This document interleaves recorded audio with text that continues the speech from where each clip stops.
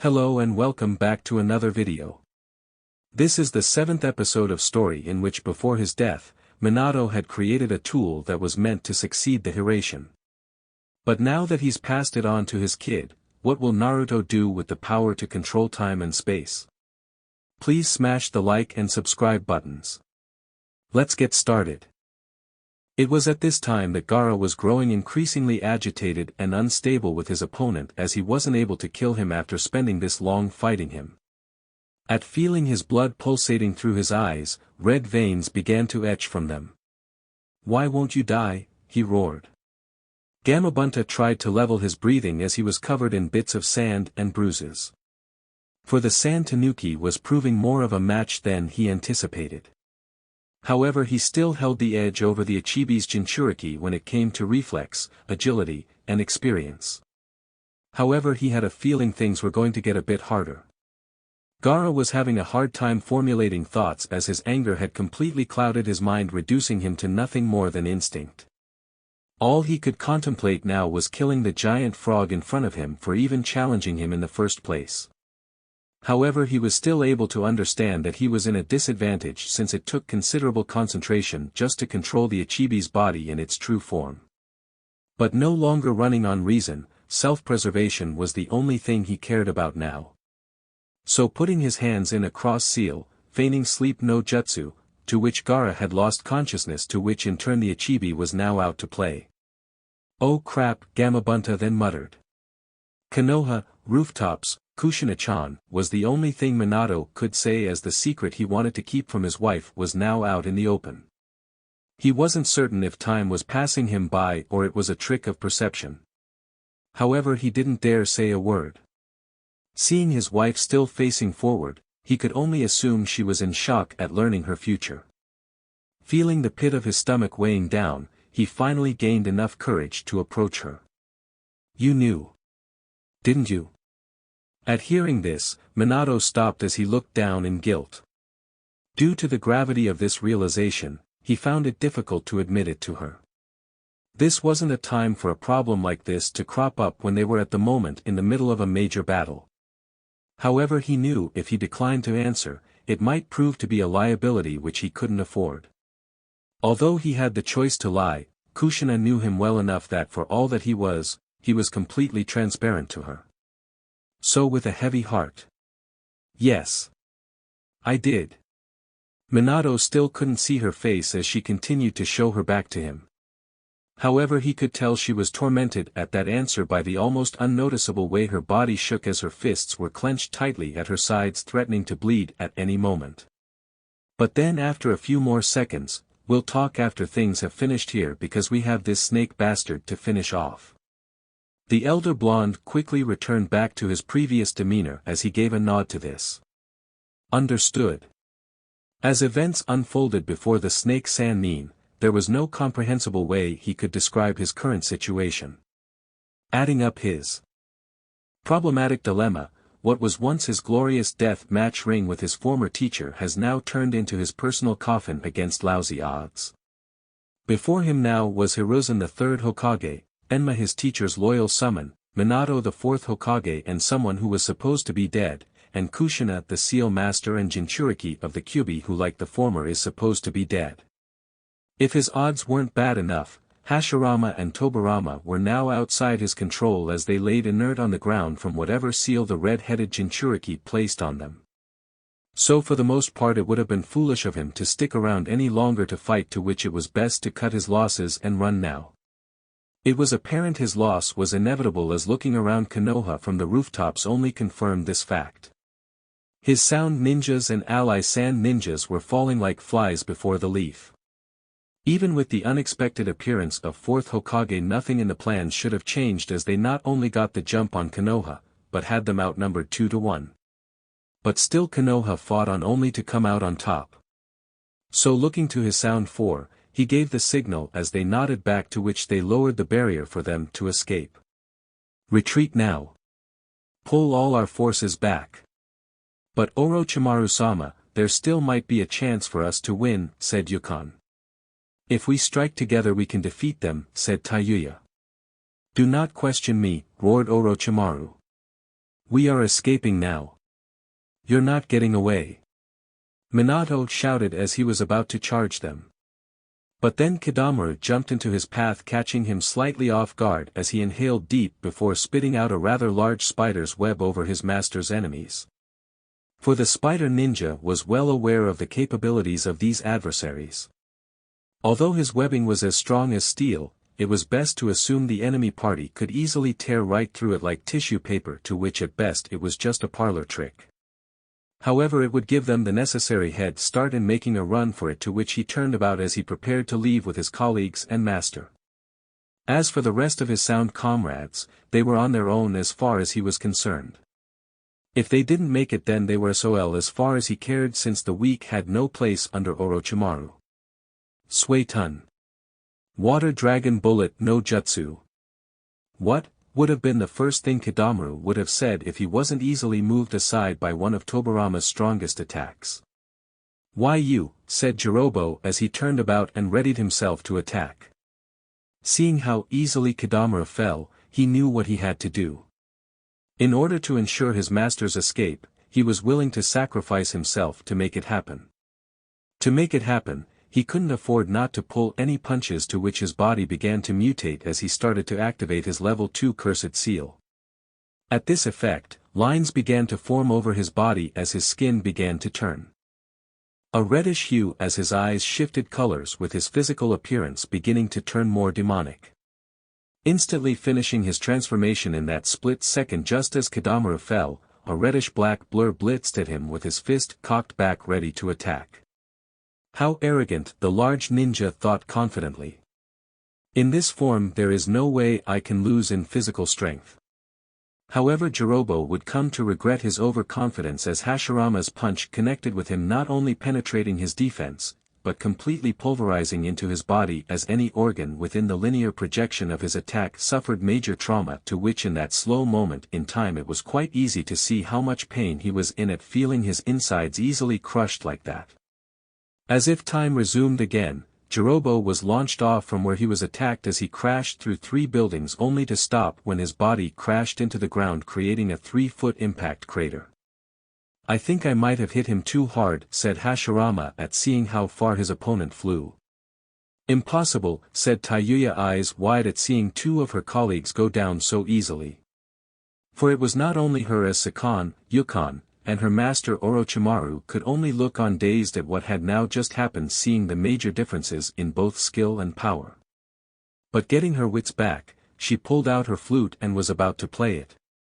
However, it was too late for her, as Minato had recently freed himself only to teleport behind her, taking her down instantly. Just as the twin brothers were about to act, Hiruzen was already right on top of him as he smashed both of their heads into the roof with his staff. At seeing his elite bodyguards go down in less than a minute, Orochimaru felt something he hadn't felt for many years.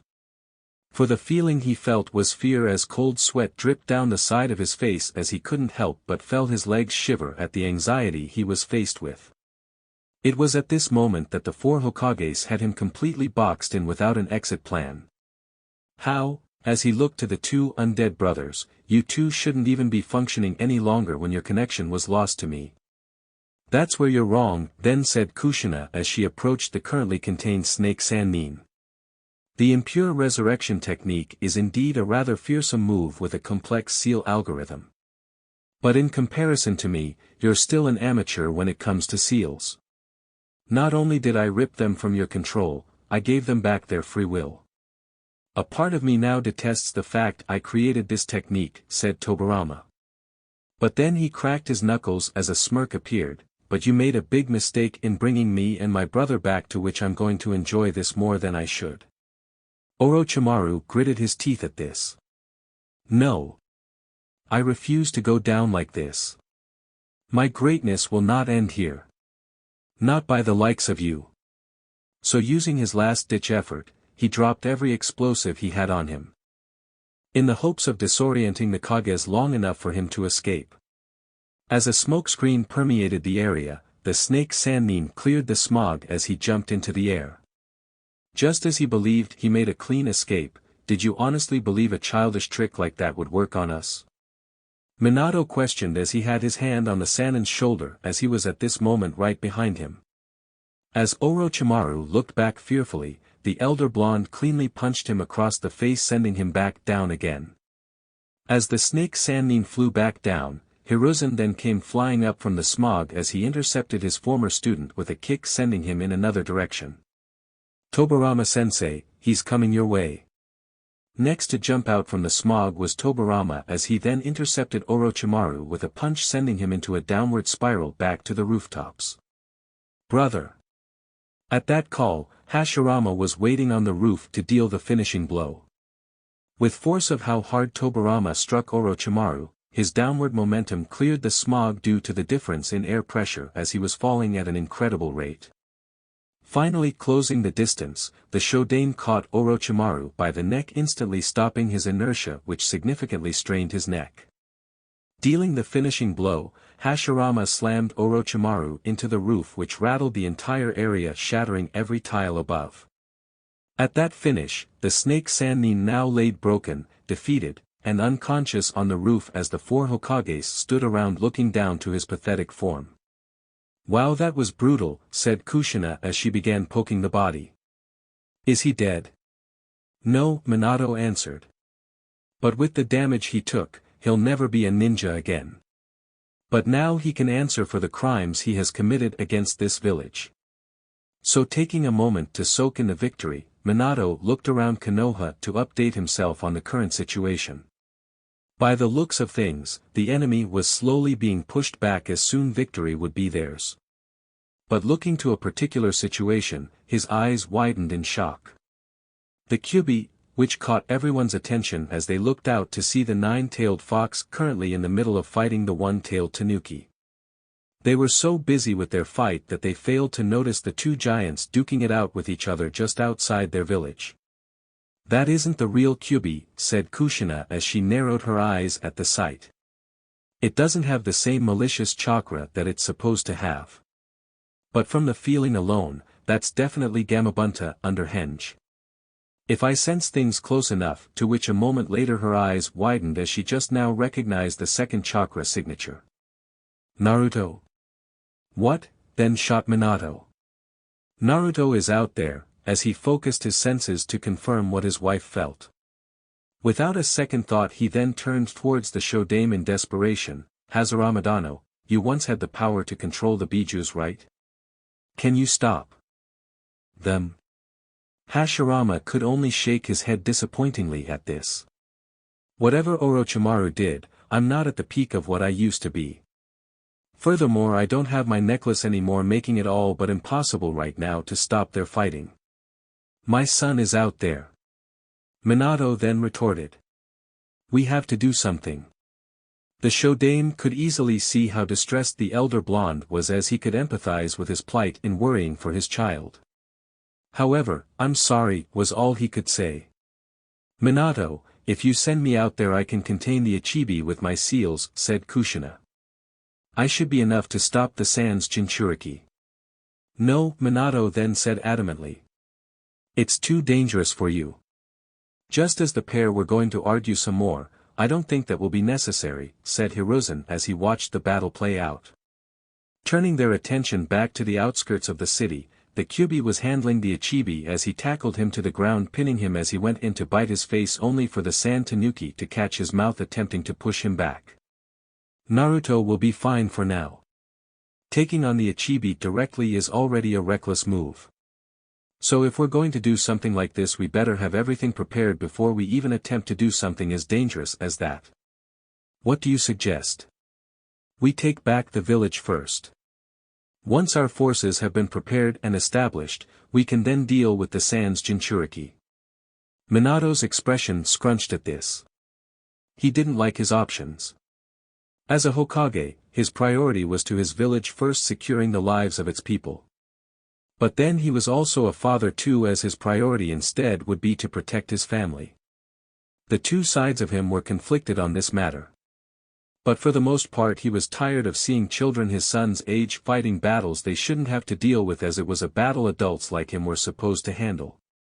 As much as he wanted to relieve his son of this burden, the third Hokage was right in his planning, as it would be foolish to come at the Ichibi prematurely. Looking to his wife, the look in her eyes equally knew his torment of wanting to be there for their son. But they knew what they had to do.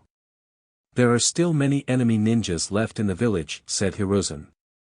"If we spread out, we can cover more ground and take back the village quicker." "I agree," said Hashirama. "I'll take the north." "South is mine, then," said Tobirama. "I shall take the east then," said Hiruzen. "Then I shall take back the west," said Minato. With that agreement the group dispersed to their cordial points as they got to work on their assignment.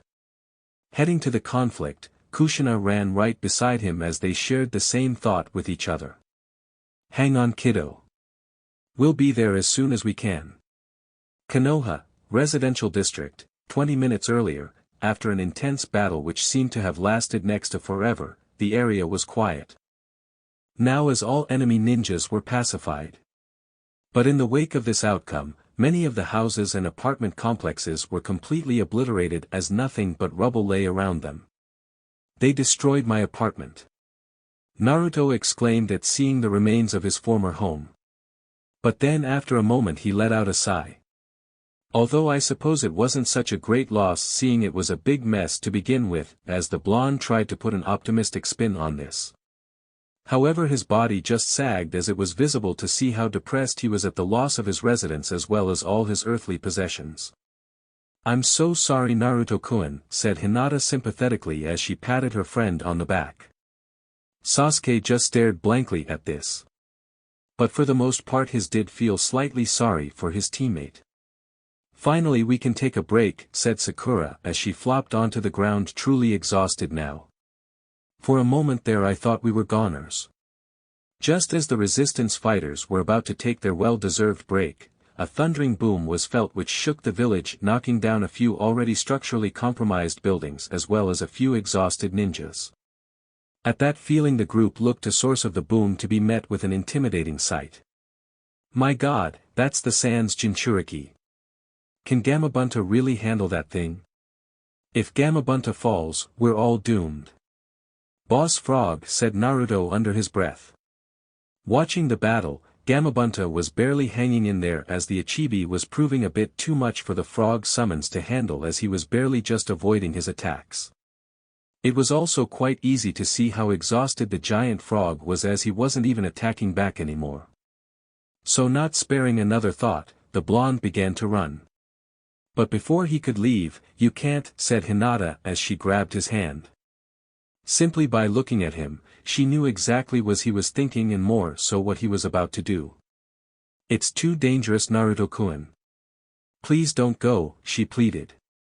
"I have to," as Naruto kept watch over the battle between giants. "Boss Frog is fighting a Jinchuriki and he won't be able to hold out much longer. Besides," as he turned back to smile at his friend to calm her down, "it's like fighting fire with fire, right? A Jinchuriki against another Jinchuriki. But you don't know how to control that power," said Hinata worriedly. "And look at that," as she looked to the ongoing battle between the Ichibi and Gamabunta. "You can't face something like that alone." Naruto's expression tightened at this as he looked down. But almost immediately he returned back to his sunny, confident disposition. "Don't worry, everything is going to be alright," to which he soon ran off. "Don't! Naruto-kun," shouted Hinata. As much as she wanted to go after him she couldn't, as she was too physically exhausted to give chase. "What is that moron doing?" questioned Sasuke at seeing him run. "Naruto! Get back! Here!" then yelled out Sakura. As for the other onlooking ninjas, they had mixed feelings about the current situation of seeing the blonde Jinchuriki run off to the next fight. In one notion of things they were fearful, as the last thing they needed was another Jinchuriki fighting right outside their doorstep, rampaging and unable to control the monstrosity that dwelled within him. However, the enemy was another tailed beast, to which the only equal to that was either an insanely strong ninja like their Hokages or another bijou to match its strength. Seeing that their third Hokage was nowhere to be seen, Naruto was their only shot. Watching his distant figure disappear from sight, the ninjas of Konoha did share one common thought with each other. He's going out to fight for our village. But for Naruto as he ran, there was only one thing he could think about. I'm scared. He was well aware he was way over his head on this one. Hinata was right about the Kyuubi's power, he couldn't control it or at least not in the same league as Gaara with what he has seen firsthand. Additionally he was neither his dad nor was he Hiruzen as they were both exceptionally skilled ninjas who were always ready to face whatever problem occurred with a contingency plan in their back pocket. But I'm not like either of them. Naruto was well aware he was headstrong and had a bad habit of running head first into danger without completely thinking things through. Usually Hinata around this time would be the one to slow him down to help him think things through clearly. But for the most part his current tactics worked well for him so far. Although he knew his friend was right. He couldn't skate the rest of his life on luck or talent to solve his problems. But for this particular case, this was something he had to do on the fly. If Gamabunta was defeated, there would be nothing to stop the Ichibi from tearing right through the village. Although he was scared about the enemy he was facing, there were people that were depending on him. That gave him all the courage he needed to do what needed to be done. I don't have much of a plan, but I'll figure it out when I get there. But I need to get there faster, to which Naruto then thought of the most obvious answer as he began thinking inwards. Hey! Stupid fox, I need some of your power now. Inner world. Now standing within the inner world of his soul, Naruto stood before the great nine-tailed fox as the beast was simply lying down staring at him behind his cage. You heard me. I need your power now. Chi, don't get mouthy with me, brat. I see no reason why I have to help you, responded the Kyuubi nonchalantly. I don't have time for this. Naruto yelled angrily. I need your power now. Everyone is in danger. Why should I care? I already gave you some of my power because you amused me, boy. But you already used it all up and I have no intention in giving you any more. Besides, those people you're trying to protect sealed me in here, not to mention made you suffer for most of your life. So why should you even care what happens to them? Naruto was taken aback by this as the beast did hold a valid point which caused his body to tense up as memories of those bad times came rushing back to him. But soon he relaxed himself as he looked directly into the beast's eyes with absolute certainty. You're right. Those people were awful and they deserved to hurt the way they hurt me. But, as his mind reflected back to the good people he's met along with the meeting of his parents. Regardless of what they did, they all still mean something to me. Konoha is our home and I want to protect it. What happened next even surprised the Kyuubi as the young blonde fell to his knees, prostrating himself to him, lowering his head to the fox. Please, I beg of you. Give me the power to protect my home. To say the least, the fox was stunned silent at the pleas of his Jinchuriki. For the Kyuubi has always watched over the boy from the recess of his mind since the time his father sealed him in there. From the years growing up, he knew Naruto only as well as he knew himself. As he watched the young blonde bow his head to him, he knew it must have taken a lot of guts, not to mention a blow to his ego, in doing what he is doing now. Modesty and humbleness was never Naruto's strong suit. Although that Hyuga girl he hung around with was successful in drilling some of it into his head, he was a bit too stubborn for it to truly sink in. Probably something he inherited from his mother, as the fox thought to his former Jinchuriki Kushina. However, there were two things that stood out to him the most. The first was the fact he himself was the sole reason for all his suffering, and yet here he was bowing his head to him, asking for his help. As for the second, never in the countless centuries have I watched humanity have I ever known a human to bow their head to a bijou. Unknown to Naruto, which should have been obvious in hindsight, was that he could understand Naruto the best, as he could feel everything he felt and know everything that he was thinking. At this very moment, he could sense his desperation and sincerity in asking for his help. Although truthfully he hated Konoha, in reflection to Hashirama, Mito, and Kushina, he found it strange that some part of him wanted to help Naruto. Please, Naruto continued. Give me the power to protect everyone. The Kyuubi simply scoffed at this. Since you're being so pathetic, I'll give you a hand this time. But don't count on this being a constant thing, besides this would be a good opportunity to mess with Shikaku some more. Kukuku. The young blonde looked happily at this. Thank you. Konoha, exterior forest, this is getting to be a real pain in the ass, said Gamabunta. For with the Ichibi in control his capabilities jumped to an entirely new level, as not only was he faster, but he was far more aggressive now with the increased intensity of his attacks. I really hope he doesn't try to fire a bijou ball at me. With his current physical condition, there was no way he could handle an attack of that magnitude. Dodging was out of the question, as well as it would hit Konoha that was right behind him. But at seeing the sand tanuki beginning to fire out several volleys of sand projectiles, all the boss frog could do was retort with his own water bullets. Upon collision, a dust storm was a result of it. But out from the storm, another bullet was now flying at him. I won't stop it in time. But then out from the corner of his eye, Gamabunta saw a streak of red and orange chakra blitz out from the woods as a bright blue sphere began to shine at the tip of it. Taking a closer look, he knew who it was. Rasengan. Naruto cried out as his Kyuubi-powered chakra attack collided with the Ichibi's, creating an intense pulsating force. But then a moment later both attacks were cancelled as the young blonde was thrown back by the attack only to be caught by the frog summon. Wow, what a rush, he half laughed. Gamabunta gave a sigh to this as he placed Naruto onto his head. I enjoyed the sentiment of you coming to help. But you're not exactly the one I need to be facing something like this. Sorry, I can't be someone more useful, Naruto then said sarcastically. But I'm all you got right now. So deal with it. The boss frog could only sigh at this. So is there an actual idea on how we plan to beat this guy? The problem here is that we need to hold him steady long enough to wake that sand Jinchuriki up. If we can at least do that much, we can win this. Okay. So. The problem here is that I'm not built to do something this. So something with claws would be very useful. But I suck at henge. So you're going to have to do it. Do you think you're up to it, brat? Because the Ichibi has already buried his user inside his head, so we're going to have to go digging for a bit. I'm good. Just send me any chakra you can and let's finish this. Just like his old man, thought Gamabunta as he smirked inwardly. As Naruto began weaving through his seals, he could feel the boss frog's power flowing into him.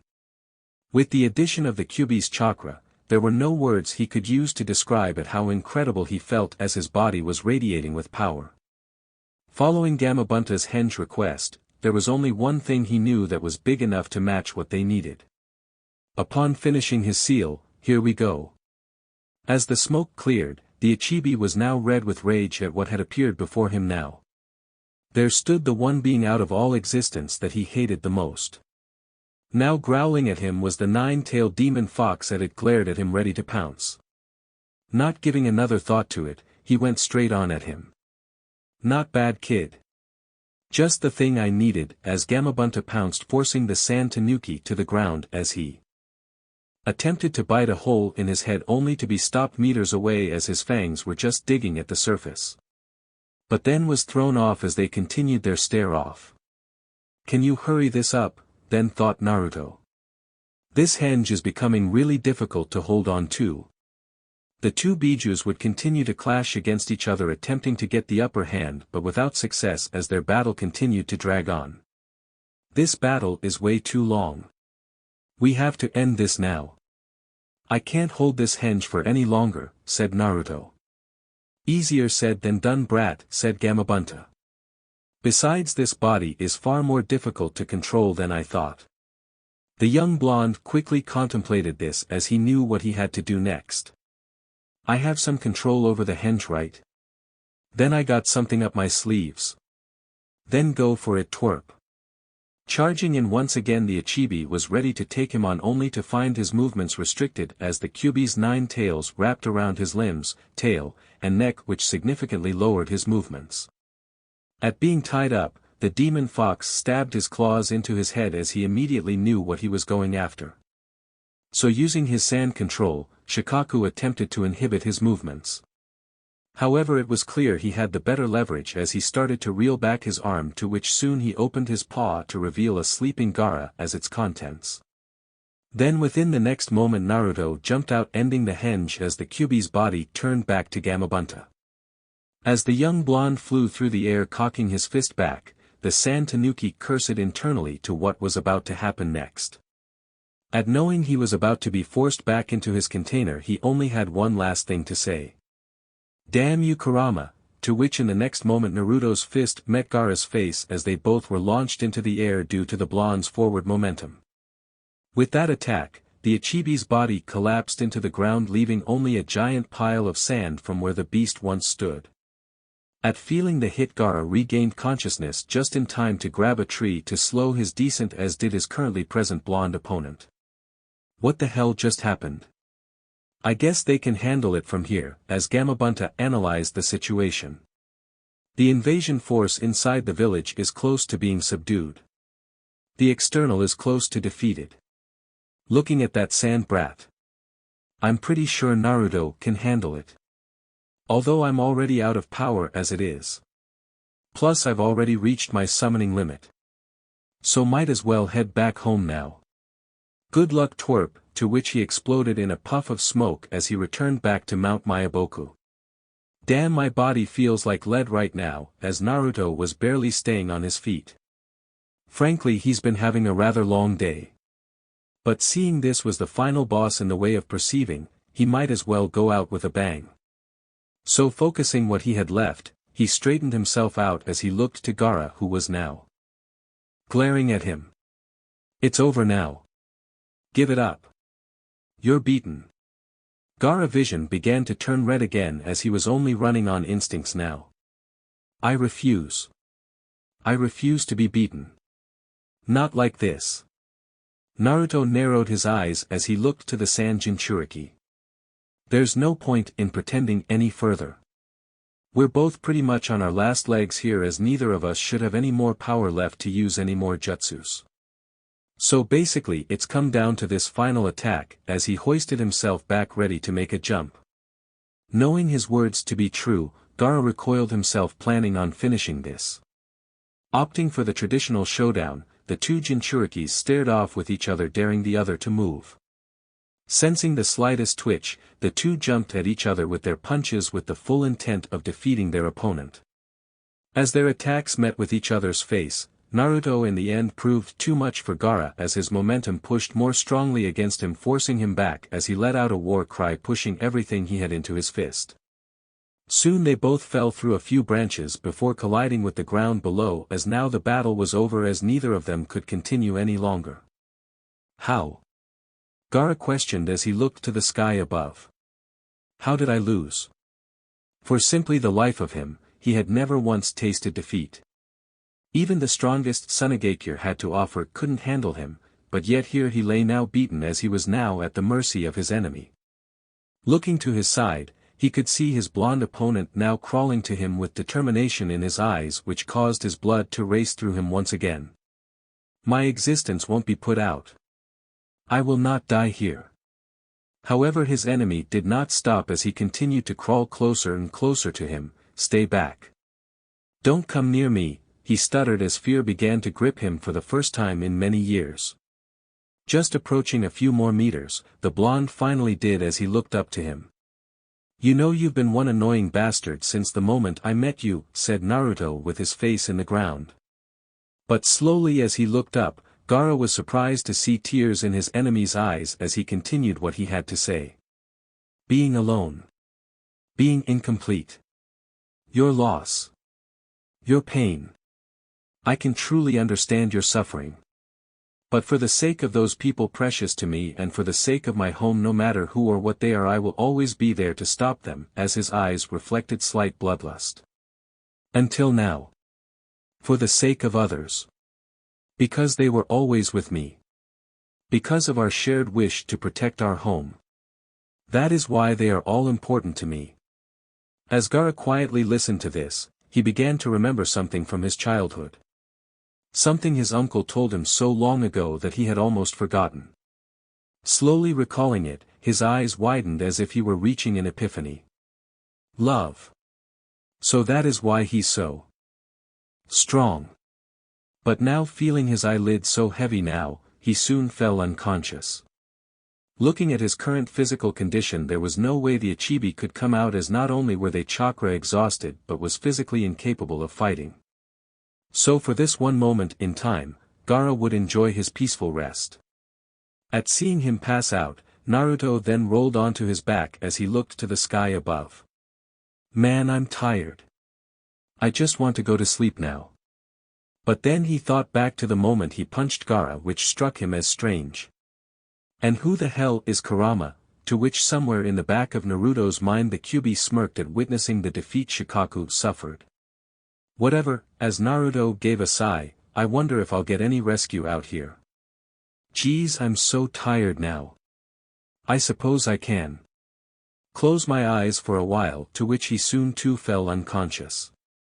Just at that moment Minato and Kushina had arrived to find the two boys as they went to check on them. After confirming their condition, the elder blonde went to pick his son up. You did good, kiddo. You were brilliant out there. What about this one? Asked Kushina as she looked to Gaara. Minato looked to him blankly for a moment as he quickly contemplated for a moment before going to pick him up as well. He may be the Sans Jinchuriki, but he's still a kid. We're taking him with us. At that end, the pair got back into their henge as they returned back to Konoha. It's been quite the mess, said Hiruzen looking out his window to the village. The invasion did take us by surprise. But things are slowly getting back to normal as the reconstruction is nearly completed.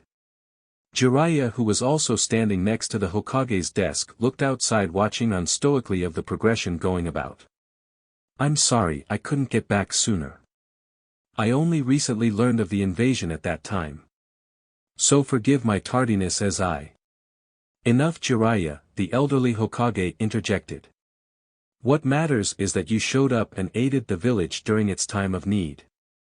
The old sage could only scoff at this while rubbing the back of his head. Can't really say I did much, after all most of the work was done by them, as he redirected his sight to the hanging Hokage portraits in the office. Recalling the battle, it was truly amazing at what occurred. Even though Konoha was handling the situation, once the four Hokages appeared on the battlefield leading the counter-assault, it was almost like a one-sided fight as everyone's morale and battle strength jumped by a factor of 10 as they swept through the village like a cleansing wind, purging Konoha of its foreign invaders. With that, very few casualties occurred for their side, to which at that same time many enemy ninjas were captured. For the first time in many years, the prisoner cells have been filled to capacity with many of the sand and sound ninjas as they awaited their fate. But speaking of that now, grinned Hiruzen, as he turned back around to see Minato sitting in a chair across his desk. Were all those theatrics necessary back there? Yes, Minato nodded. It was easier to explain to everyone that I was an impure resurrection brought back by Orochimaru rather than a time traveler accidentally coming to the future. But then sealing your body in a coffin? As noted by Tobaramadano, it was necessary. I think everyone can agree that the dead should be allowed to rest, as bringing them back like this would be a clear desecration of what they stood for. So for the sake of selling the facade, it was made so that I would be sealed in a coffin like them, never to be used against Konoha or for any kind of nefarious plots. After I was buried, I just Hiration out, to which from there the rest in history, as we are here now talking. Jiraiya rubbed his chin as he continued to look to his former student in disbelief. But I still can't believe it. When you told me of the purpose of the watch, it was hard enough to comprehend the first time. But to move things or people out of time like this, as the old sage rubbed the back of his head in irritation, this is all just getting so confusing. I was surprised as you, Minato then replied while looking up in thought. It was a complete accident in how Naruto brought me here to this time. It's definitely something I need to fix. But why can't you stay here? Then asked Hiruzen. With you here it would definitely bring a great ease to the citizens of Konoha, not to mention allow me that vacation I'm in dire need of," he half laughed. "But seriously. In regards to this invasion, it only reinforced the fact I'm getting old, to which it's about time I retire now." The elder blonde gave a slight chuckle as well, but then went silent as his face appeared solemn, as if trying to gather his thoughts. "I don't belong here in this time, as my place belongs in the past, as I'm aware," looking to the two elder men as they looked to him in hesitation. "What is supposed to happen to me? Not to mention, if I were to stay here, a paradox would occur threatening to tear apart the time-space continuum, ending all life and existence as we know it. Now we wouldn't want that, would we?" he then casually added. Upon that statement, both Jiraiya and Hiruzen felt a bit awkward, as Minato was well aware of what was going to happen to him, and furthermore what was going to happen to his family 6 months later in his time. But seeing how calm the elder blonde was, they weren't certain if Minato either had a plan up his sleeve or had already accepted his fate, as he had already made his peace with his inevitable death. However, they didn't want to question it, as this subject was a bit too touchy for either of them at the moment. Giving a slight pause, allowing the tension to ease a bit, Minato continued with what he had to say. "Unfortunately, I can't return back to my time, as the watch, showing its deplorable state, is in need of some serious repairs. However, if you're serious about asking her to be your replacement, then it happens to be on the way of where I need to go to get some replacement parts." At the mentioning of her, Jiraiya couldn't help but cringe as he held his ribs almost out of impulse to the memory of the incident that happened with her. "I really don't think it's a good idea to ask her." "Oh," then said Hiruzen. "Are you perhaps reconsidering?" "Ah." Minato then gave a calm smile as he looked to his former teacher. "I know you'd make a fine Hokage, Jiraiya-sensei. You should really consider it. But," as he scratched the back of his head, "I refused it the first time for a reason. It just doesn't seem like my kind of deal." But then gave himself a face palm, smearing his face a bit. "Ah. Fine. We'll figure this out at the meeting with the other elders. But still, I highly doubt I'm qualified for the job." Minato and Hiruzen gave a soft laugh to this. But soon the elder blonde stopped as he looked to the third Hokage with a slightly crestfallen expression. "If our meeting is done, then I need to have a talk with my wife. Do you know where Kushina-chan is right now?" Hiruzen already understood the complication his former successor had to face, as it was not going to be an easy task explaining himself to the fiery red head. But closing his eyes for a moment, he turned about, looking out the window towards the Hokage monument, where he clearly saw a certain red-headed woman sitting, which told Minato all he needed to know. "Thank you, Hiruzen Dano," said Minato as he stood up. "But in relation to my final concern. He didn't get his hands on my research, has he?" "No," as Hiruzen shook his head.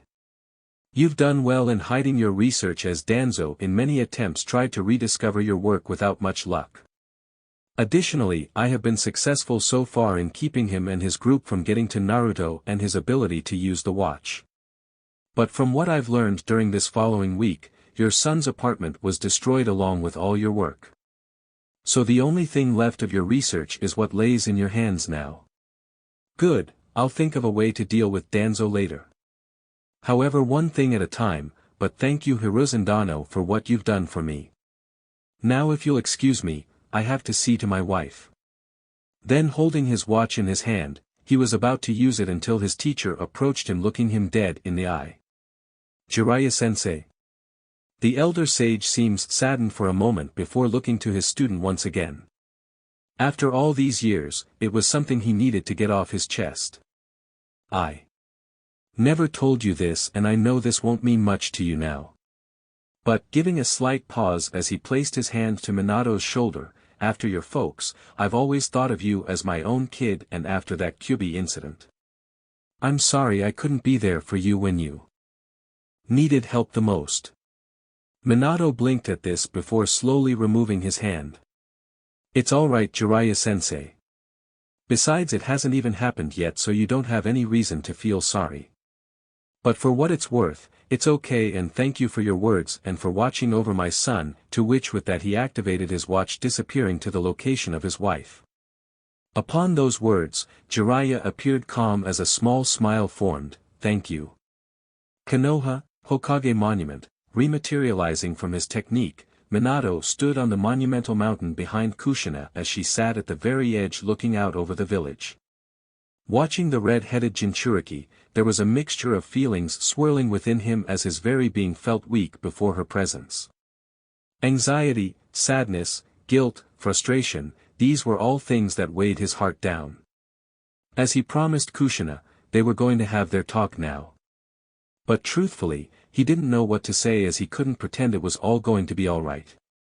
I mean, how was he supposed to tell his wife that she was going to die in 6 months and furthermore miss out on their son growing up, as the village would come to blame him for both of their deaths and outcast him because of him being the Kyuubi's Jinchuriki? Hell, it didn't even sit well in his own stomach that this was what was going to happen, and worse, he was absolutely powerless to do anything about it. Minato slowly approaching from behind, Kushina was the first to speak up at hearing his footsteps. "I didn't want to believe it, you know." The elder blonde stopped in his tracks, daring not to move as he decided to quietly listen. "The moment I met Naruto, I thought it was weird that I could feel the Kyuubi's chakra inside of him. But after discovering he was my son, I thought perhaps it's because a part of the Kyuubi's chakra was born with him. Then talking to him, I knew something was off."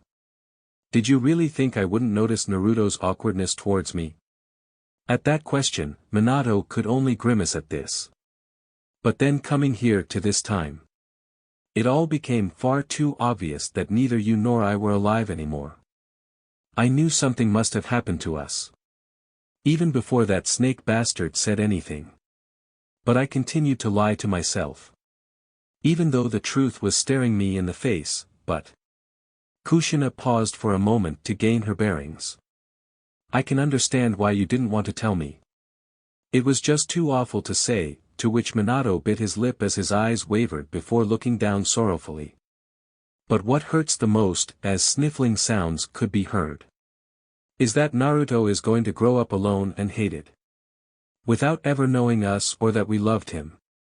Kushina then turned her head back as streams of tears were flowing freely from her eyes as her lips rippled as she was trying so desperately not to break down.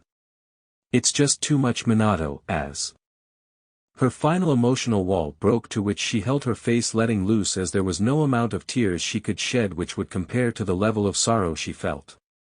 Unable to bear it either, Minato soon began to cry as he approached Kushina, holding her close from behind as he too despaired at his family's eventual fate. "I'm so sorry, Kushina-chan." "Shut up, Minato. Just shut up," she sobbed, turning around as she cried onto his chest, looking desperately for something to comfort her grieving heart. Holding his wife in a hug, he slowly stroked the length of her back, attempting to soothe her pain. "I promise, Kushina-chan. I'll do everything in my power to fix this. I swear." And with that the two continued to console each other as they silently grieved for the rest of the day. Konoha, prison ward. The next day, for the first time in many years, the prison ward had been filled to maximum capacity, to which a lot of unused cells and chakra-draining shackles had to be dusted off and brought into service with all the new occupancy. "Can't believe my first task of duty has to be watching over you pansies," said Zabuza, dressed in Konoha's standard issue ninja attire minus the vest and headband. At this time he was making his rounds around the prison, clanging his personal sword against the bars as he walked by. With all the new tenants and his participation in driving out the invading forces, the Mist Ninja was given probation by the higher-ups as he was allowed to join Konoha's ranks under certain limitations. Under the agreement of his probation, he was allowed certain freedoms.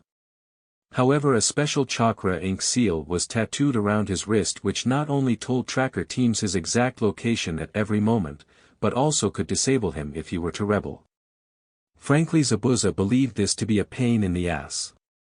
However, it was better than sitting in a cell all day. Plus, from everything he's been hearing from Haku, he had come to call Konoha his home. So for now he decided to suck it up and deal with it so long as Haku was fine with it. Passing by one of the cells was the Sand siblings as Temari and Kankuro were watching their guard do one of his daily walkthroughs. But at hearing the rattling of the chains of their other sibling, the two quickly looked in fear as Gaara was regaining consciousness. But who exactly was the one that was waking up was what got them on their toes. Sitting up slowly, Gaara feeling a bit weary rubbed his eyes before his vision cleared. Was I actually asleep? So looking around to his new surroundings, the Sand Jinchuriki looked to his brother and sister as they seemed a bit edgy but soon started to calm down a bit. Temari. Kankuro. What has happened? Allowing themselves to calm a bit, they slowly sat back down as they started to speak. We were captured by Konoha. At this time, no further information has come in. As we're not even sure what Konoha is going to do with us. However, Temari knew clearly a couple of solid facts. For one thing, Konoha had no obligation to release or barter for the sound ninjas they had captured. Since they were neither a neutral or ally village, the Leaf could have very well executed them if they wanted. But seeing as the Suna ninjas were originally Konoha's supposed ally, traitors were treated much differently. If not outright execution, large reparations were demanded in order to secure their release. However, that was the entire reason for Sunagekyou's invasion, since they were hurting for resources in the first place. In their desperation, they agreed to ally themselves with Sound in hopes to relieve their village of their problems by taking Konoha's. But being the case that Sunagekyou had really nothing to give, it was almost a guarantee that all the captured Sand ninjas were either going to be executed or have life imprisonment. So it was not looking pretty either way. Was I, as Gaara continued to rub his face? Was I actually sleeping? Yes, Kankuro hesitantly answered. But how, he then questioned, and why? Do I feel so strange? So quiet inside of me? Then feeling a weird vibe from his stomach, he then lifted his shirt to see a spiral seal clearly drawn over his stomach area, which caused Gaara's eyes to widen a bit. What is this? Who did this? Temari and Kankuro could only look on in astonishment at what they were witnessing. Seeing for the first time how calm their brother was, they could only reflect back to how this occurred. Flashback: it had been 3 days prior as some of the injured Sand and Sound ninjas were receiving medical attention. Frankly, it surprised most of them that they were being treated with such humility even after what they did. A few of them even felt a slight tinge of guilt for what they did, as they were being tended to as they didn't even deserve the slightest bit of being treated humanely. Waiting in the Sand siblings' cell, Kankuro and Temari were backed up against the bars as their eyes were stretched out in horror to what they were seeing. Hey! Let us out of here, the dirty blonde screamed as she rattled the bars. Those chains aren't going to hold him. We are going to die in here, added in the Sand puppeteer as he was equally as terrified as his sister. Behind them, Sand began to gather around Gaara's unconscious form, which was a clear indicator that the Ichibi was coming out the play. As this was occurring, the Sand Jinchuriki's body seized and stiffened as it was apparent that something was just trying to claw its way out. At seeing this, many of the Sand and Sound ninjas began to rattle their bars in fear as they knew what this meant. Let us out. Let us out right now. He's changing. He's changing. Ah. We're all going to die. However, they had time. For the chakra-draining shackles that Gaara wore was barely managing its task of draining him of his energy. Frankly, the shackles were not designed to contain someone of Gaara's unique background. But it did slow the transformation state as the Sand very slowly began to take shape. However, this didn't stop the panic amongst the inmates, as they weren't only defenseless but trapped with the monster as well. The medic ninjas who were there watched on with shock to the coming catastrophe as they all eyed the source of the panic. What are we going to do? Asked one of the medics to the head. One moment as the head listened to his radio to any new orders. But then gave a look of disbelief. What? Are you sure? But I understand, sir, to which he then looked to the rest of the medics. We've been ordered by the Hokage as well as all personnel to clear out immediately. No one is to enter here for the next 5 minutes. But sir, that thing, looking to Gaara. It was an order from the top. But aren't the military going to get in here and do something about this? The head just gave a sigh to this. When it comes to orders like this, it's sometimes better not to get curious about them, and on that end note, all the medic ninjas evacuated the area followed by the guards and warden, leaving only the inmates in their cells trapped with the Ichibi with them. But then seconds later, after all personnel were evacuated, Temari and Kankuro were surprised at the sudden appearance of some new occupants in their cell, which also surprised everyone else there. Before them was an elderly man and woman, as it was obvious they were under henge as they seemed to be closely examining their brother. "How does it look?" asked the man. The woman dusted away the sand that was gathering on Gaara as she finally made her way to his physical body, as she then lifted his shirt, peering directly at his stomach. After taking a few seconds to analyze, "This is some rather spotty seal work here. Whoever did this didn't really have much concern for the Jinchuriki, as the Biju's chakra is quite literally invading the host's body like a virus." Then looking to Gaara's pained face, "Who knows what kind of torture is going on inside of him right now," as she placed her hand to his head as if trying to soothe him. "Kushina, we're running out of time here. Is there something you can do or not? I was taught by the best when it came to seals. So of course I've got this covered. Just help set up what I need," to which the elder man started drawing seals around Gaara as the elder woman was weaving through a few seals of her own. Upon completion, she slammed 5 of her fingers onto Gaara's stomach, giving a twisting motion as the seals drawn around the sand Jinchuriki moved and condensing around his stomach. Then after a moment of settling in, a spiral seal along with 4 characters on both sides of it appeared as Gaara was now calming down as he seemed to be resting peacefully. There, although their chakra are still mixing, the consciousness of the Ichibi should be locked up now. At least this kid can get some sleep. No wonder he always seemed so cranky. We need to go now. The Hokage has bought us as much time as he could. Right, the elderly woman then said. But then she looked to the 2 shocked children in the cell with her as she put her finger to her lips indicating a shush expression. "You can keep a secret, right?" to which she along with the elderly man disappeared, shocking everyone in the prison as soon the personnel came back in. "What do you think happened?" asked one of the guards. "Who knows, and who really cares so long as it's quiet?" End flashback. It wouldn't really matter, thought Temari. Frankly, who was going to believe that someone got into their cell unnoticed by the guards, sealed the Ichibi, and then promptly left without a trace? Truthfully, no one as such a technique like that either didn't exist or was lost. So there was no point in saying anything about it. Holding himself and giving his stomach a slight squeeze, Gaara then let his shirt down as he looked to his siblings as an awkward expression began to appear on his face as he thought deeply about the encounter he had with Naruto. But after a bit of time, "Temari. Kankuro. I'm sorry." With that statement, the pair looked on for the second time with astonishment as if they had just seen a miracle happen before them. But taking the time to allow this to sink in, "It's fine." Konoha Hospital. The medical staff was hard at work tending to the injured as many individuals dressed in white could be seen running about trying to get multiple tasks done at once. But thankfully things were slowing down after the passing week as all critical patients were stable, with the minor ones getting their stitches and band-aids before being released back to active duty.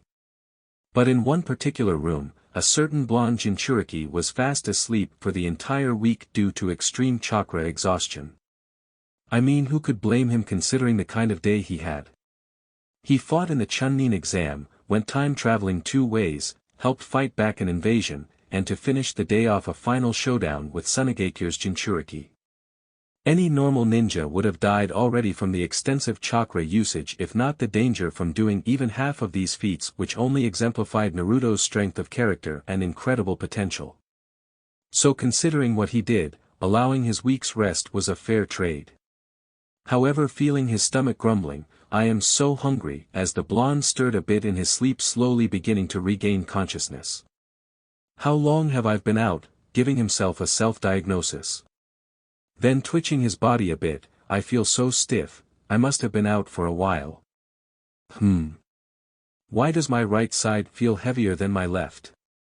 Then blinking his eyes open getting used to the light, he saw a familiar white ceiling. Which immediately told him where he was. I'm at the hospital, huh? Guess someone did find me after all. But hearing a groaning sound, Naruto picked up on it as he slowly turned his head to see Hinata apparently sitting on a chair while sleeping on his arm. Well, I guess that answers one of my questions, giving a slight chuckle. So using his free arm, he began to shake her to rouse her from her slumber. Hinata-chan, hey Hinata-chan, it's time to wake up now. Slowly coming back to the waking world, the Hyuga heiress sat up rubbing her eyes as they soon cleared as her face lit up in joy. Naruto-kun. You're finally awake. Yeah, as he was now pulling 4 lines out of his arm. And I'm really hungry, so why don't we, but was then silenced as a hard slap met his face. Ow. What was that for, holding his reddened cheek as he looked to his friend in outrage. But then became confused upon seeing Hinata's teary eyes. Hinata-chan. I told you not to go. Everyone was so worried about you. I was so scared that you wouldn't return, as her petite form couldn't help but shiver in distress as tears began to steadily stream down her cheeks. Please don't ever scare me like that again, as Hinata immediately jumped on him giving the blonde a deep hug showing him just how much she cared. Feeling how tense his pale friend was, Naruto's expression softened as he returned the hug as he felt Hinata beginning to calm. I'm sorry for making you cry, Hinata-chan. Please stop acting so recklessly with your life, okay? She sniffled. Of course not, which caused Hinata to look up at him. That's why I'm going to always need you to keep me out of trouble, he then smiled. Hinata smiled softly to this as she giggled a bit. Then at hearing a grumbling sound, the pair looked to origin, which was Naruto's stomach, as the blonde then gave a sheepish smile. I really do need something to eat. So can we go? Yes, she chirped giving a nod. So turning her back to him, Naruto began getting dressed. By the way, as the blonde looked around his room, what is all this stuff, as strangely there appeared to have been quite a few get-well gifts lined around on his windowsill. Hokage-sama heard of your battle and reported to everyone of what you did, as she clasped her hands together holding them against her chest giving a serene smile. Some of them came from our friends and the others are from people that were grateful for what you did. Isn't that great, Naruto-kun? Upon hearing this, Naruto could only give a blank expression, blinking for a bit before giving a small smile. Is that so, as he had no words to describe how he felt. But for people, although a few to finally see him. He felt just so warm inside. Hinata nodded as she knew how much this meant to her blonde friend. Naruto-kun, there is one more thing I need to tell you, as it appeared that this was the next biggest news she wanted to share. But just before she could say it, an elderly pair suddenly appeared in the room which startled both Naruto and Hinata as they jumped back slightly in defense. Looking around for a moment, the elderly woman smiled deeply as she looked to Naruto. You're finally awake, as she knelt down giving the blonde child a deep hug. Mom? Naruto questioned, to which the elder pair then disengaged their henge revealing themselves to be Minato and Kushina. You had me so worried. I was even about to threaten some of the staff if you didn't wake up soon. She would have nodded, Minato giving an awkward smile. Naruto's smile widened as he returned the gesture to his mother. However, as much as he didn't want to disrupt this family moment, time was not going to wait for him, to which Minato gave a soft cough earning his son's attention. I'm sorry for pushing you like this, but I would like to ask that you'd come with me on a quick mission that Hirozandano had requested of me. Mission? Yes, Minato nodded. We're going to give Tsunade-sama a visit. Tsunade? Naruto questioned. The name sounds familiar. But who is that exactly? She's a famous ninja, Naruto-kun, Hinata answered. Tsunade-sama is known as one of the 3 great Sannin of Konoha alongside Jiraiya-sama, who fought in the last Great War. She is also revered as the greatest medic ninja in the world as she wrote the book on it. Oh. And she is also the grandchild of this village's founder, the Shodame.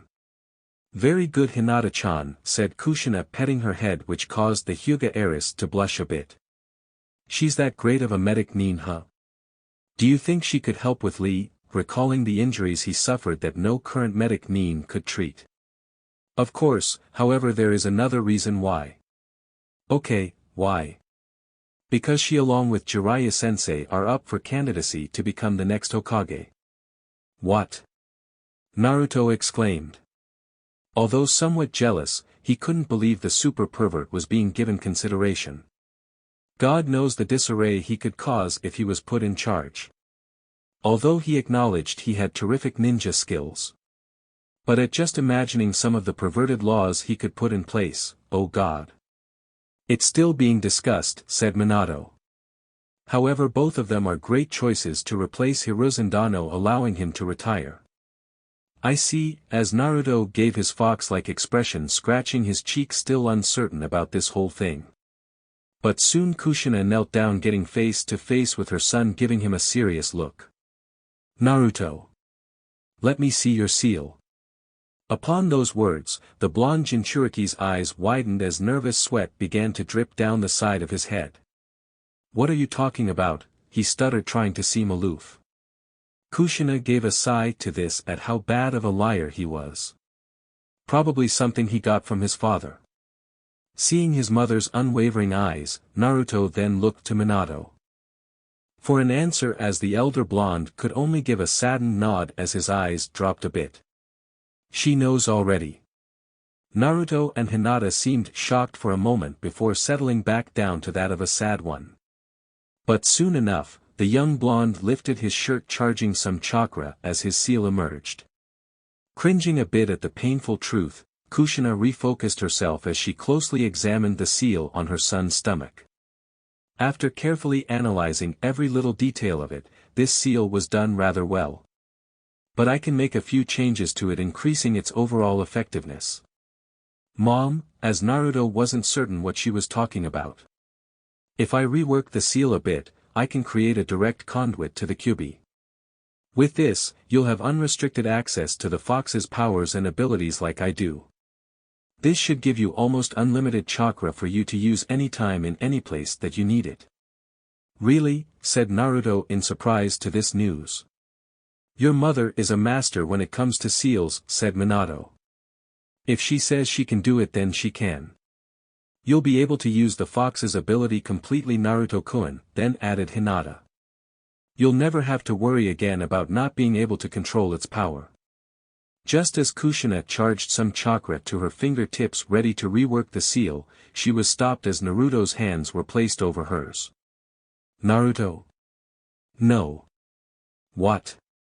I don't want you to do it. Huh, as everyone in the room was confused to the young blonde's decision. Why? It's complicated, was all Naruto could really say at the moment. Thinking about it, he at least owned the fox this much. With battling against Gaara, the Kyuubi didn't have any obligation to give him even a sliver of his chakra. Granted, he had to grovel before the demon fox, but still it didn't have to help him. It didn't take much intuition to know that the Kyuubi must have hated Konoha for what it's been through.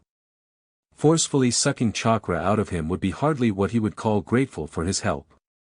Looking to his friend and parents as they were waiting for an explanation, I don't want to do that to the Kyuubi. I don't understand, Naruto, why? Well, as the blonde gave sheepish smile, rubbing the back of his head. It's not like he wanted to be inside me. Staying cooped up in one place all the time can make anyone super cranky. Besides, during the invasion he didn't have to help me, and without him I wouldn't have been able to take on the Sans Bijou. So in a way, we kind of owe the stupid fox our thanks for saving our lives. At that explanation, the group was speechless to Naruto's reasoning of declining the upgrade. But unbeknownst to all of them, they weren't the only ones listening.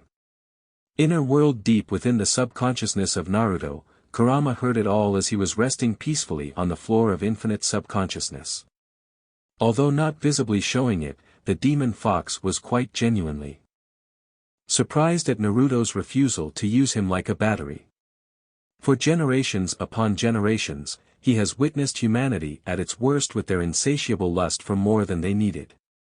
Greed, pettiness, arrogance, these were all attributes Kurama associated with humans, as no one has ever made him think otherwise. But in the case of his current Jinchuriki, a slight sense of fondness came over him. Things like age or background never really mattered, because after tasting power in its raw potent form, addiction was inevitable.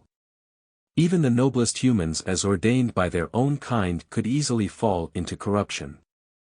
But even with his vast experience with humans, Naruto was the first to defy his expectations. "You look pathetic," a voice semi-laughed. Not as much as you, as one of Kurama's eyes opened to look at who was talking to him. Across from him was apparently himself, or at least his past self, as he was talking to him from his former Jinchuriki's subconsciousness. For both of them knew that this would be a private conversation, as neither of their current hosts had the ability to dive this far. "At least I can rest on the ground instead of having my back against the boulder with all my tails and limbs chained to it." "And what of you?" past Kurama shot back. "Why am I smaller now?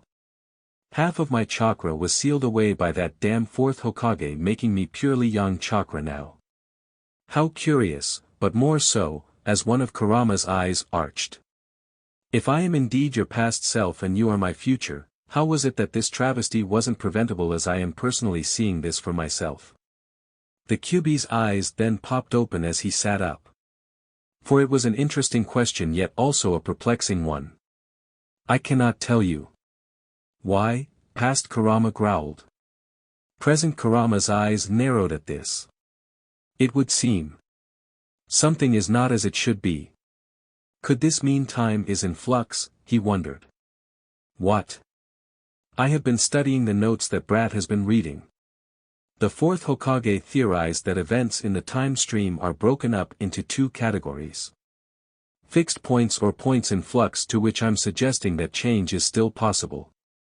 Although, as Kurama seemed hard in thought, I recall everything that has happened from then till now, but I can't help but feel that something is different now. Something is changing. I don't get it then. How does this all even make sense?" "Wibbly-wobbly timey-wimey," was all really what Kurama wanted to say, as he wanted to avoid an unnecessarily long and complicated explanation. The past Kurama scoffed at this. "Whatever, not like I care." But scanning his future self, a slight smirk formed.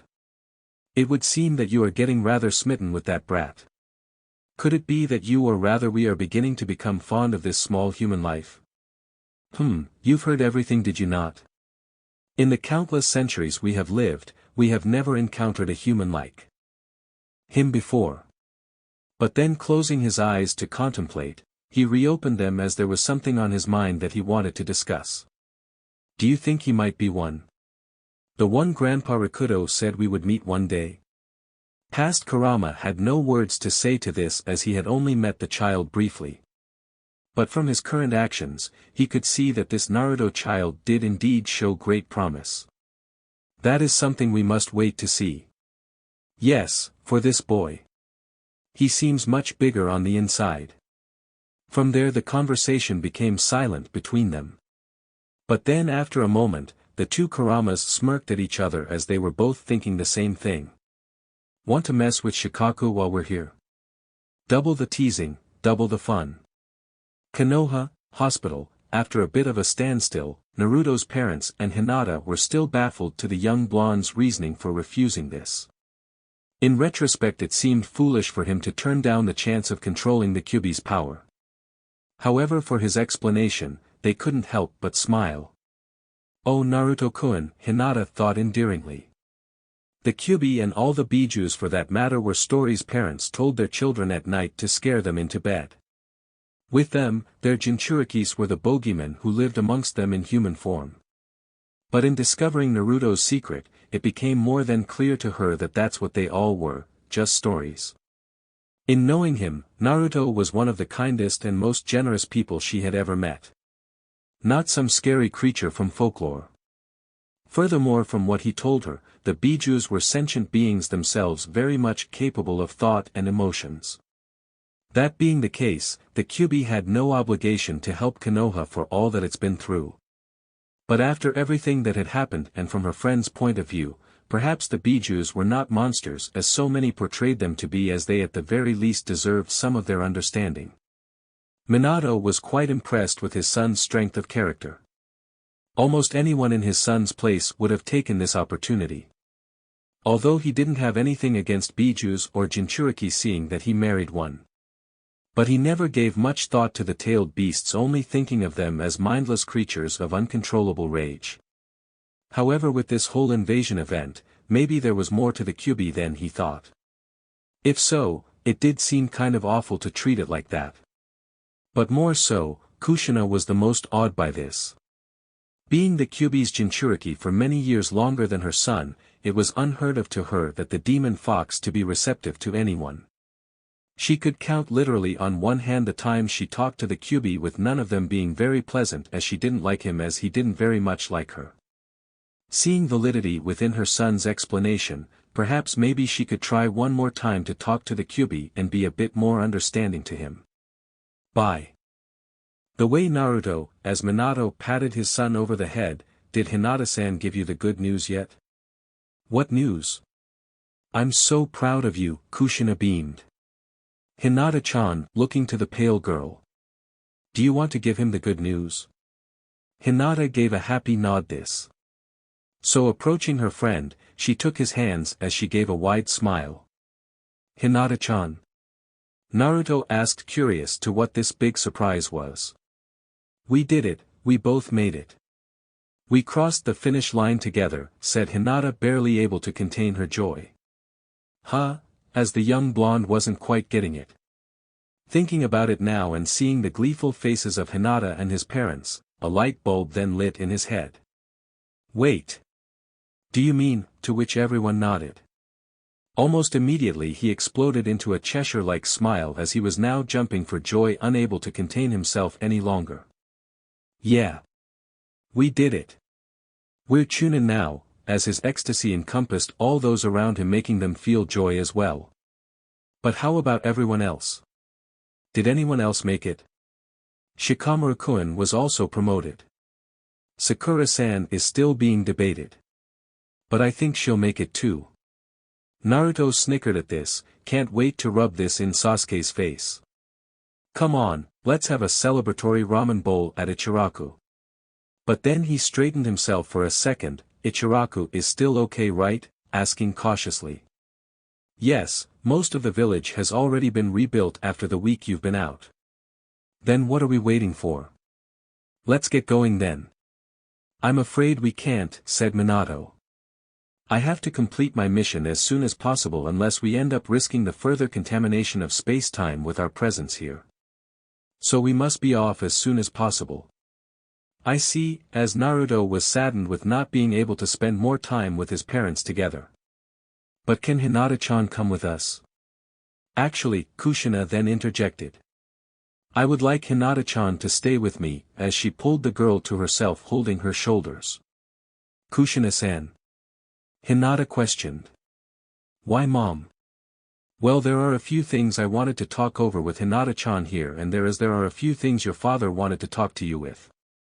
So do we have to leave now? Naruto asked. As soon as you get what you need for travel. Jiraiya-sensei has already given me a few tips to where I should start looking. Giving a nod, they all departed. Konoha, East Gate. Minato and the henge of an old man along with Naruto soon departed the village, much to the confusion of some of the guards to who the old man was, as they began walking side by side with each other, entering the vast forest that surrounded their home. Just getting deep enough out of sight, the former fourth Hokage took out his watch, charging enough chakra into it. As soon they both disappeared, reappearing right at the outskirts of a city in Fire Country. Dad. Yeah. Why didn't we just use Hiration to get into the city? It would be a lot faster and far less time-consuming. True, but not something we should do. How come? What? As Minato looked to his son in shock. Naruto, Don't tell me you've been teleporting long distances. No. Well, I've only did it twice because it was an emergency that I needed to get a friend of mine to the hospital and then return back to the fight. Why? Was there a problem? Minato could only give a sigh to this. Naruto, Hiration is a teleportation technique. This technique was originally designed for battle using surprise tactics and unprecedented maneuverability. But what made it work well was that the user always knew exactly where they were going. For the original Hiration, traveling long distances was fine since there was a point B that I knew was clear to travel.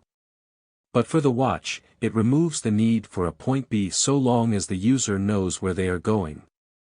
But if you do a blind teleportation, there is no telling where you may end up. If purely based on memory, you might even end up materializing in between a wall of a new building that you didn't know was there. Frankly, Naruto, I'm glad nothing wrong happened. Naruto's eyes twitched at realizing the danger of an uncharted jump. So taking this as fact, he'll make sure never to attempt a far jump without absolutely knowing he was clear to go.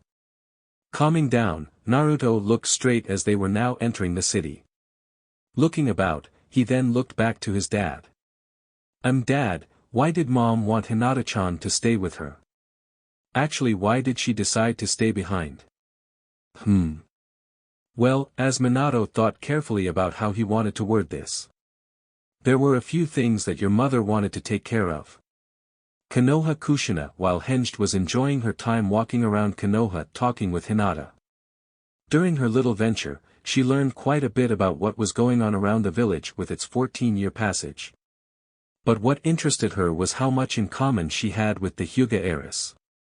Listing them off, they were both from distinguished clans, had awkward relationships with people, was kidnapped by Kumo Nins for their inherited secrets, and met a fellow blonde ninja who would change their lives forever. However, as pleasant as all this talking was, there was something important that she wanted to tell Hinata, to which in turn she sensed as well. Hinata-chan, there is something I want to give you. What is that, Kushina-san? Hinata asked, curious to the redhead's sudden change in demeanor. Kushina took a deep breath, letting out a sharp exhale.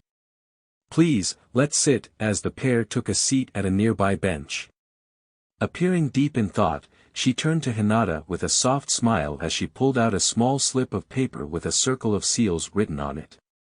If you may, Hinata-chan, please solve this for me. Hinata didn't quite understand what was going on. But looking to the piece of parchment, she quickly analyzed the formula configuration. This looks somewhat familiar. I think I know what to do, as she began to charge some chakra to her right index finger. Using a few quick motions, she made a few rearrangements and add-ons to the seal to what she thought were correct. After finishing her last stroke, the seal began to glow light blue before fading off. Kushina-san?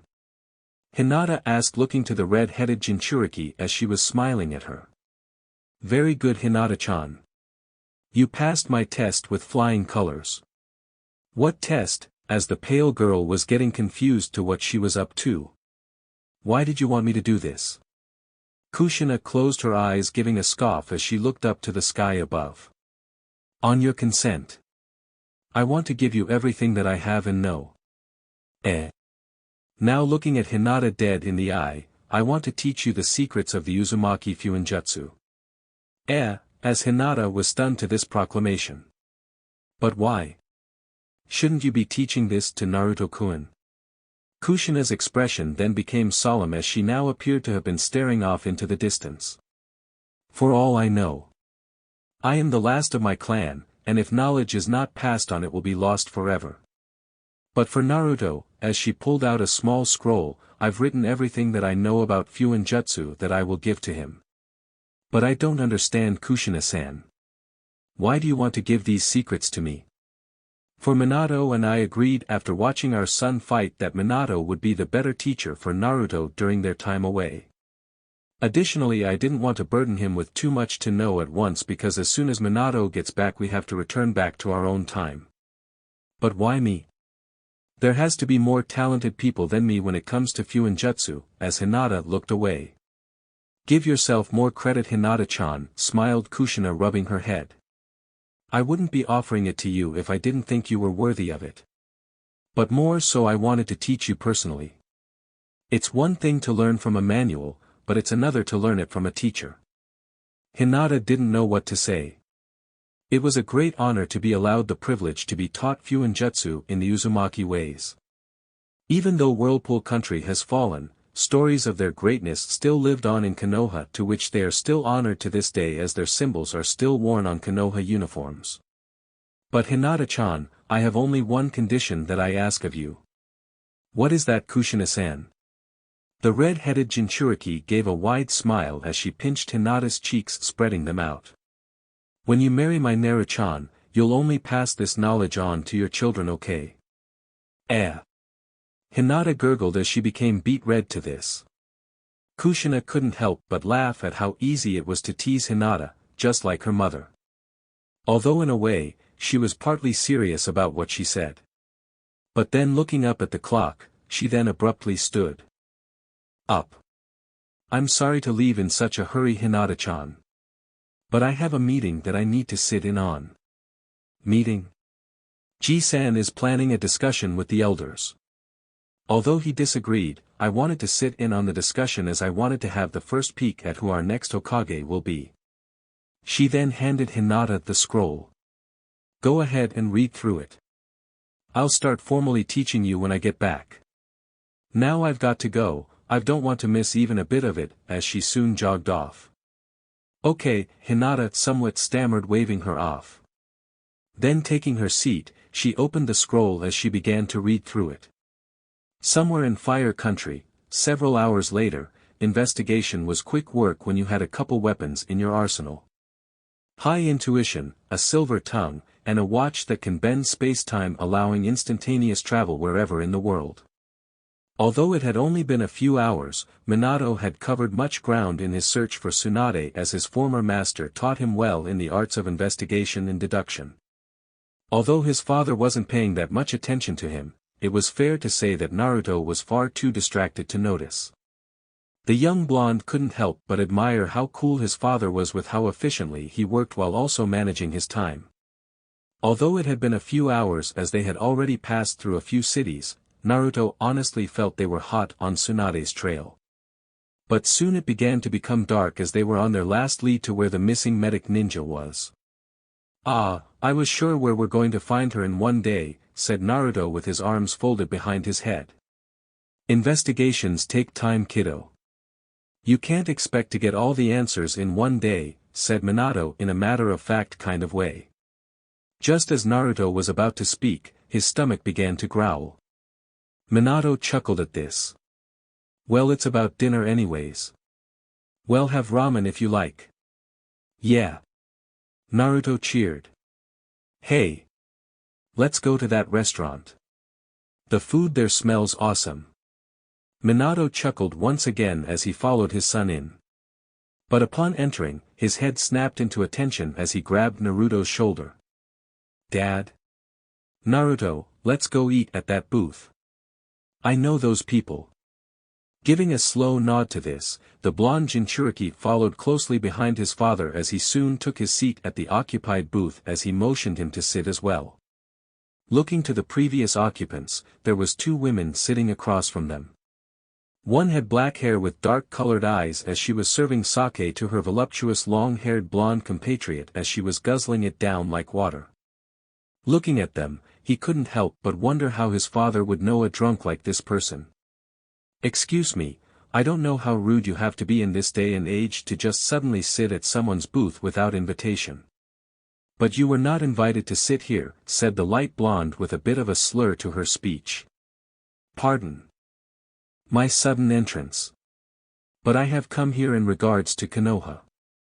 Konoha? The drunk woman slurred. What the hell do they want with me? Hirozandano has decided to retire. In his place, he's looking for a replacement. Along with Jiraiya-sama, you have also been considered for candidacy, Tsunade-sama. This drunk is Tsunade. Naruto exclaimed, almost jumping out of his seat. And who the hell is this rude brat? as Tsunade's attention was now directed to the child's outburst. Minato could only sigh to this. Definitely has his mother's impulsiveness and loose lips. So trying to defuse the situation, why don't we calm down and have something to eat? Doing just that, food was ordered as they all calmly ate, to which Minato continued to explain the situation as best he could, hoping he could sway the medic Nin into at the very least to coming back for a little while, seeing as there were a few specials cases in Konoha that needed medical attention. So, what is your answer? Looking to the elderly man, Tsunade closed her eyes, giving a sigh. I refuse. Then may I ask why? If you don't want to be Hokage, that's fine. Naruto interrupted. But we need you back to help heal some of our injured. You're the only one who can. Tsunade now became irked. And who the hell do you think you are to jump into our conversation like that? Minato, thinking about the answer a bit, he's Jiraiya-sama's student, as by technicality it was true. Heh, pathetic, said Tsunade as she carefully looked at the blonde child. He doesn't seem nearly as good as that old fart's last student. Minato had it all: talent, skill, intelligence, a real top-notch ninja. But look at where he is now. Dead. He gave up his life for the village. Tsunade-sama, said the dark-haired girl. Don't try to correct me, Shizun, briefly looking to her cohort. Life is different from money. It can't be gambled that easily. Whoever puts it at risk is a fool. My grandfather and great-uncle fought harder than anyone else to bring peace to our home. But in the end they died in the middle of their dreams. Like losers.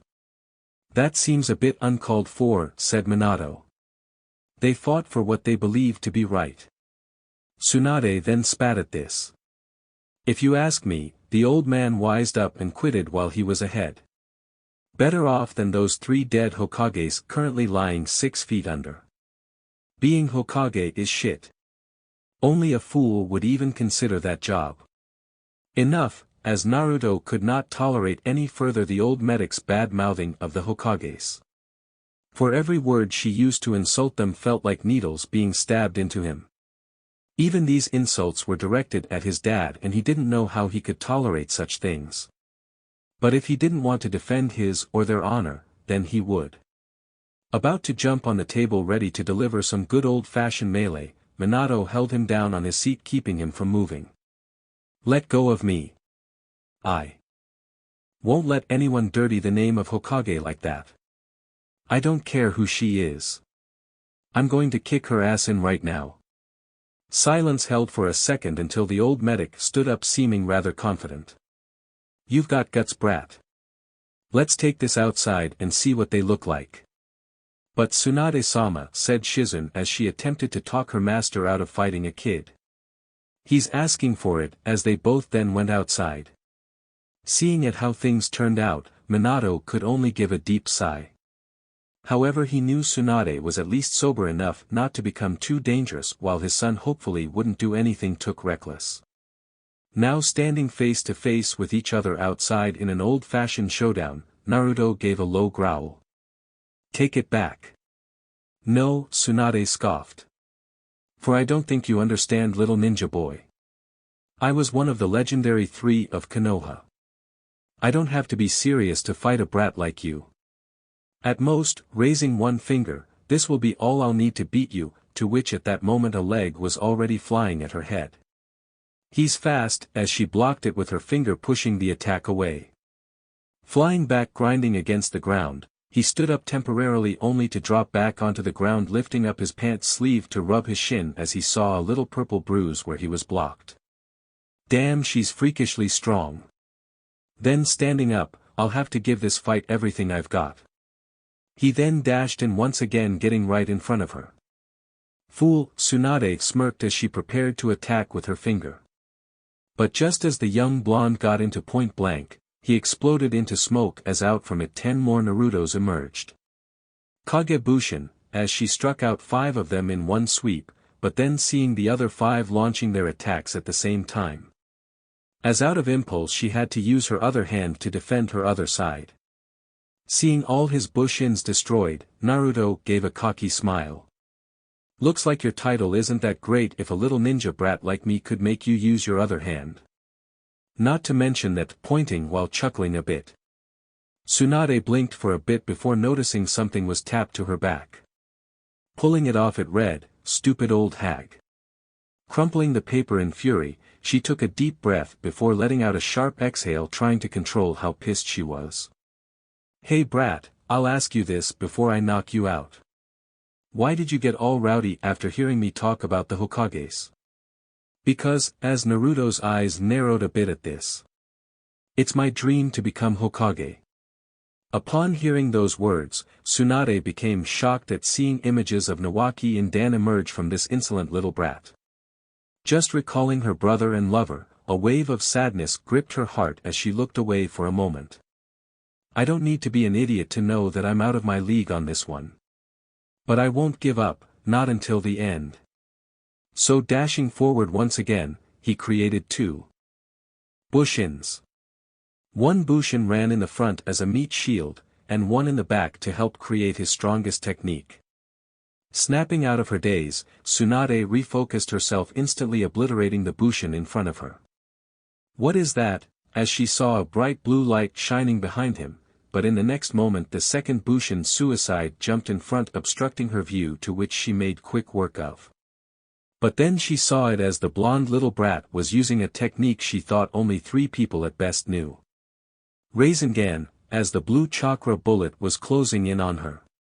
Seeing how close the attack was to her, she reacted as she instantly replied, delivering one of her legendary punches to Naruto's forehead, sending him grinding against the ground several feet back.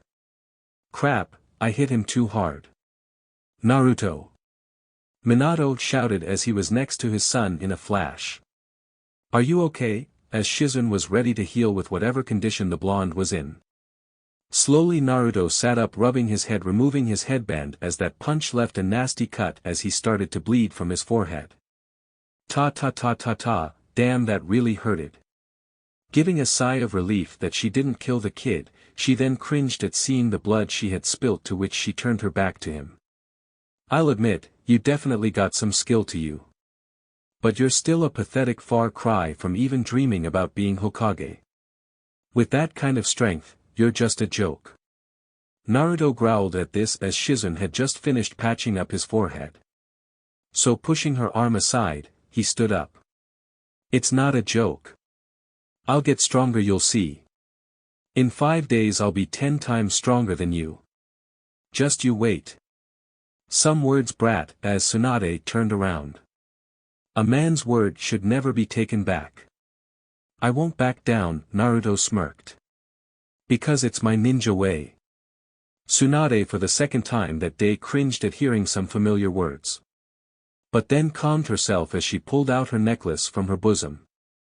"1 week, I'll give you 1 week to get stronger as well, then have ourselves an arm wrestling match. If you win, I'll not only return with you to Konoha but also acknowledge your potential as Hokage and give you this necklace, which was a memento of my grandfather." "Tsunade-sama. You can't," as Shizune was shocked to her master's behavior. No matter how desperate they were for money, that necklace was one thing she would never wager, no matter what. That necklace. It's. However, ignoring her apprentice's pleas, "If you lose you'll be my personal errand boy forever, agree?" "Fine." Naruto shot back. "Humph, Shizune, let's go," as Tsunade turned to leave. Shizune gave them a polite bow as she too then left, leaving Naruto and Minato alone. The moment she left, the young blonde dropped onto his stomach as he started to do push-ups as fast as he could. "There's no way I'll let her beat me. I'll do everything I can to defend the Hokage name." Naruto, as Minato, picked his son up by the hem of his jacket, straightening him on his feet. "You've really done it this time, kiddo. She insulted the Hokage name. She insulted you. Why didn't you say anything?" "Well, first off," said Minato, trying to calm his son down, "I'm supposed to be dead. Secondly, Naruto, Tsunade-sama has lived a very painful life. Although she may have been drunk and didn't mean to say the things she said, neither you nor I should be angry for what she said. Naruto grunted as he looked away. He couldn't understand why his dad could be so cool about this. I mean, Hinata always tried to teach him to be an understanding person, but regardless of how a person may be, they shouldn't bad-mouth other people like that. Now Naruto, as the elder blonde, gave a soft sigh. How do you plan to defeat Tsunade-sama? Although Tsunade-sama is notoriously known for always losing bets, I just can't see how you can beat her in an arm wrestling match. I'll just keeping working, said Naruto smugly. I'll just keep doing push-ups for this entire week. I should be stronger by then. Minato then gave another soft sigh. Even if you were to do 1,000,000 push-ups, you will never come close to matching her strength like that. For you see, Naruto, Tsunade-sama didn't earn her title for strongest kunoichi in the world for nothing. Due to her precise chakra control, she has the ability to amplify her strength by 50 folds, giving her monstrous power. To put this in an even clearer context, the most serious injury Jiraiya-sensei has ever taken was by Tsunade-sama, as she broke a few of his ribs. At hearing this, the young blonde could only feel crestfallen, as he had definitely bitten off more than he could chew this time. However, he wasn't going to give even before the battle started. Then what do you expect me to do? Give up without even trying? I'll do 1,000,000,000 push-ups then, that should definitely make me stronger. Seeing his son's dilemma, Minato also saw opportunity, for if they won they would be hitting two birds with one stone.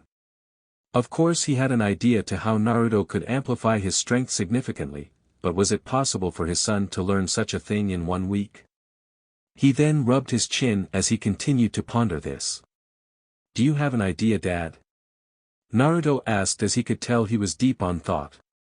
Yes, Minato nodded. But we're going to need an invitation to Mount Myaboku. Konoha, several hours earlier afternoon. I don't really think you should be here, said Hiruzen as he was sitting at his desk smoking his pipe. Oh come on Ji-san, said Kushina, giving a wink. I promise I'll just watch. No one will hear a peep out of me. The old Hokage could only give a tired sigh to this. He knew arguing with the hot-blooded habanero was pointless. Once she set on her goal, there was no turning away for her. It was the primary reason why she got into so much trouble in her youth. So looking to the redhead, fine. However, on the condition that you do not interrupt as you keep up your henge. Yay! Thanks Ji-san. I can't wait to see who the next Hokage becomes. I'm currently in a bet with Minato who it might be. Then hearing a knock at the door, the pair got everything into order.